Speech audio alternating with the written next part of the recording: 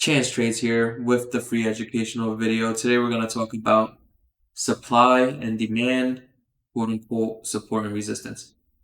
Technically, they're in the same concept, but supply and demand versus support and resistance is more of a zone. Supply and demand is a zone. And being a zone, you're covering a larger area, and you're saying that once it hits this zone, whether it's a supply zone or a demand zone, you're saying around that general area, you're going to get some sort of either buyers coming in or sellers stepping in. Um, Basically, let me show you. I already had AMD charted, but for this video, we're going to rechart it. If I was to draw a support level, that would obviously be it. A gap fill. This resistance level. No.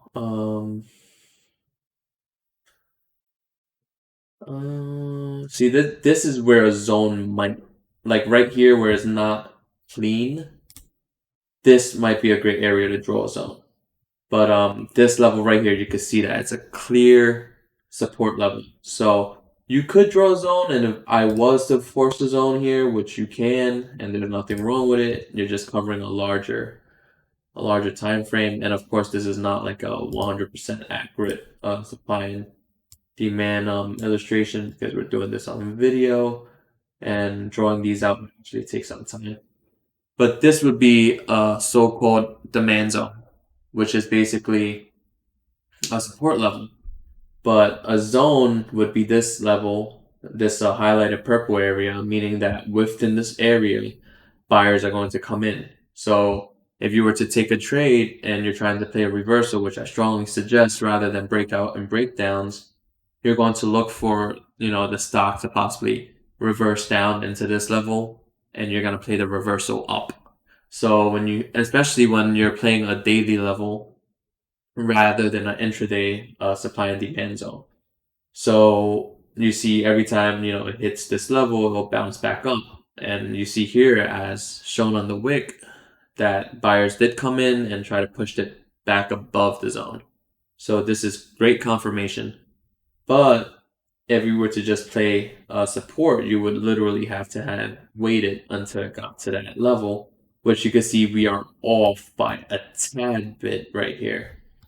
So playing a zone, yes, it does provide more clarity as to what exactly is happening.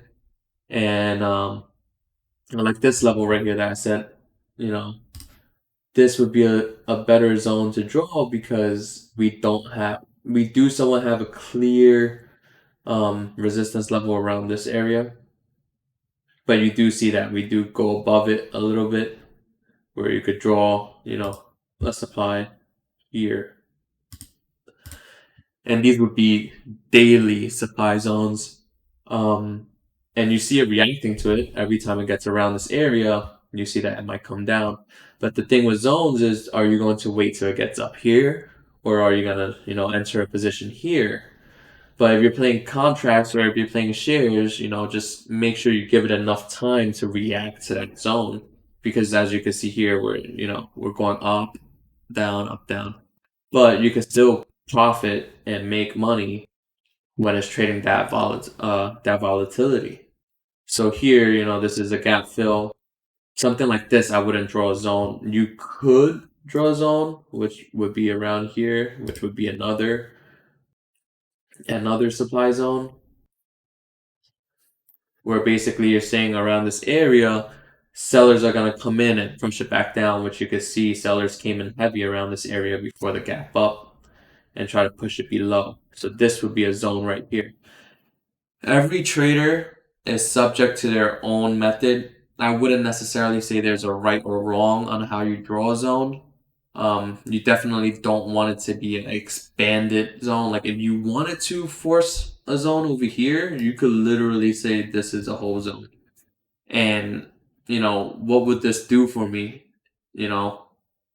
It's literally a spread of $49 to 74. So that is not something that I want to trade if I was to force that zone. And that's the thing with zones, it could be a huge zone. And this, I would say, is a justified zone. As you can see, resistance over here and support over here. So this is a zone. But I think this level was more critical because it collapses our spread and it doesn't make it such a wide spread where we're doubting our trade. Because with here, in the case that we execute a trade right at the top of that zone, our stop loss could be below. Whereas if we had, and that's only what, that's a 75 versus a 73.84, which is a dollar-ish move. Compared to a zone this big, you're looking at a 79 to 74. So that's a $5 spread. So your risk reward there wouldn't be too good, compared to a zone over here where your risk reward is a lot more in your favor. That's the thing with, zones. Depends on how you draw them and how you visualize it. Everyone has their own way, and I wouldn't say they're right or wrong, but that's why I like, sometimes I draw zones when it's clearly visible that there's a zone there, and sometimes I just utilize support and resistance, especially like, let's say, a high of day resistance level, or a all-time high quote unquote resistance, because you would expect to see some sort of resistance there, especially when it hasn't given you the time frame enough to see exactly where the zone is. You have to play a resistance level rather than a zone. Or here you should expect some, support over here before it retests that gap, or even some support down here. So all of this, like over here, this would be a resistance level, or you could draw a supply zone. And I don't think anyone's necessarily right or wrong when they draw such zones, versus supply and resistance, or sorry, support and resistance. Well, support and resistance, because it's dependent on you and what type of trader you are.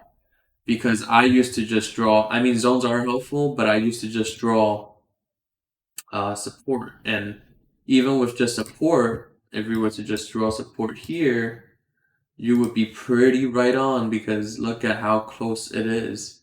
You don't. The thing with zones is it gives you a little more leeway as to entering a trade and setting a stop loss for the trade. Because if we touch my support level and we break down below, where would my stop be? Would it be at, this previous resistance, or where?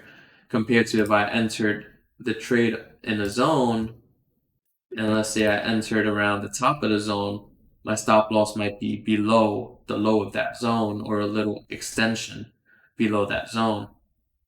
So it really depends on you as a trader. I don't think there's a right or wrong, but support and resistance, AMD like usually follows to the T. You also got to make sure when you're drawing these zones or support and resistance, you don't want to play a super choppy chart, because a super choppy chart, obviously you shouldn't really trade it to begin with.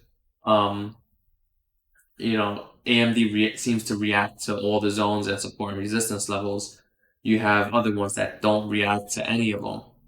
Um, you know, as a trader, you want to make sure you develop a specific guide to your specific stock, aka your baby and your moneymaker. I used to just trade Tesla because I understand how Tesla move. Now AMD, it seems to be following every support and resistance level, so it's a hot stock to trade. You want to make sure that they actually react. You want to know if your stock reacts against the market, or how it reacts when the market's going up. Do you get a big pop? Do you get, a smaller move compared to the general market? Does it work inverse of the market sometimes, like Zoom? Even if the market's going down, Zoom could possibly go up if we get a lockdown. You want to take that into account when you're shorting Zoom.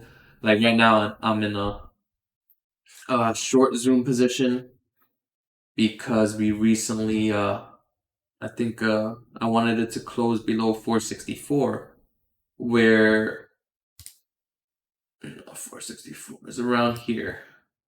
and we closed below that. But technically, if we drew a zone, we're still not out of the ballpark yet. It will be around here. So around 458, you could see that this was a a demand zone where it gets bought up, and we actually held that level. So my trade is pretty dangerous, but in the case that it breaks below that specific level, we have some good downside to go.